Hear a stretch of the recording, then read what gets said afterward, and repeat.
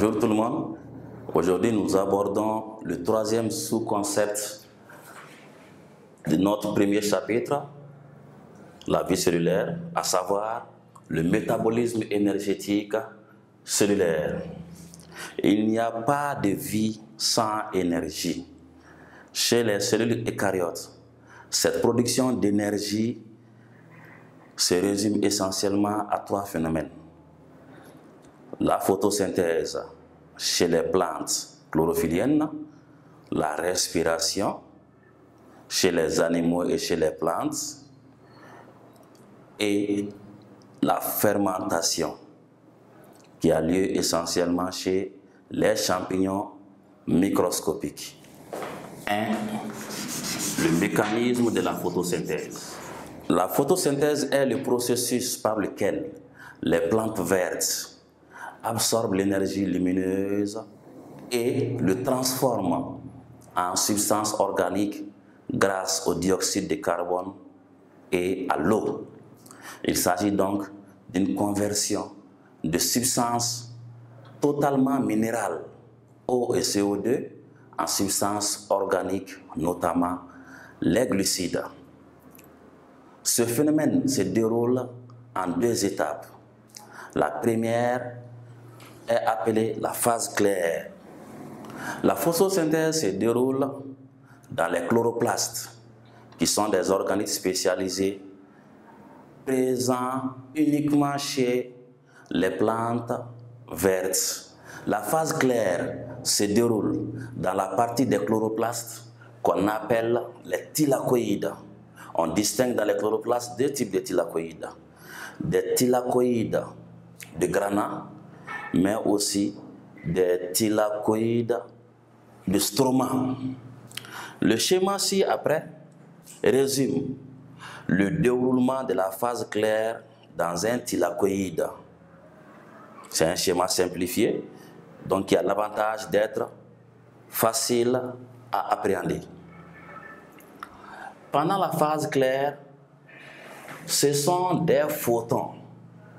On appelle photons un grain d'énergie.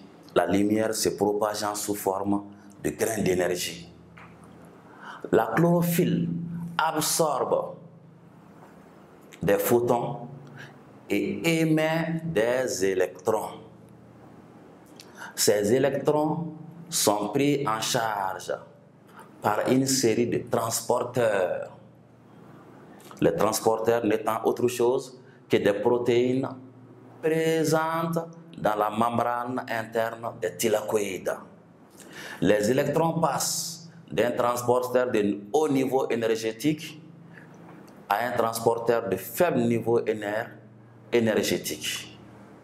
L'énergie libérée lors du transfert d'un transporteur à l'autre, cette énergie catalyse la formation d'ATP, molécule énergétique universelle des cellules, à partir de l'ADP, adénosine diphosphate, et du phosphate inorganique que la plante prélève dans le sol à partir de la solution minérale grâce à ses racines.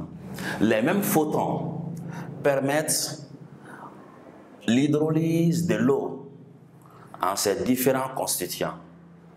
On obtient de l'oxygène, du dioxygène, des électrons et des protons. Mais puisque la membrane interne des thylakoïdes est imperméable aux protons, ces derniers ne peuvent donc diffuser qu'à travers les sphères pédonculées. Les sphères pédonculées sont des structures enzymatiques présentes à la surface des thylakoïdes. Ces sphères permettent la synthèse d'ATP, d'où leur nom d'ATPase ou ATP synthétase. Les protons qui ont diffusé à travers les sphères pédonculées, cette diffusion-là libère de l'énergie. L'énergie catalyse la formation d'ATP à partir de l'ADP et du phosphate inorganique présent dans le stroma du chloroplaste. les protons ayant traversé la sphère pédonculée s'associent aux électrons libérés par les transporteurs, puis au NADP, nicotinamide, adénine dinucléotide phosphate, une molécule présente également dans le stroma pour être réduite en NADPH2. ATP et NADPH2 sont des molécules énergétiques.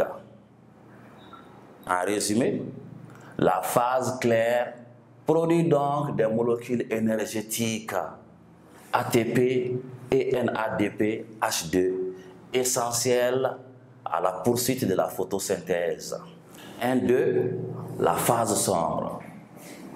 La deuxième phase de la photosynthèse est caractérisée de sombre puisqu'elle ne nécessite pas obligatoirement la présence de lumière. Elle se déroule sans lumière parce qu'elle utilise les molécules énergétiques ATP et NADPH2 élaborées pendant la phase claire. Les savants qui ont permis de comprendre le mécanisme de la phase sombre portent le nom désormais d'un cycle célèbre qu'ils ont découvert. Il s'agit de Kelvin et Benson, des biochimistes américains. Kelvin et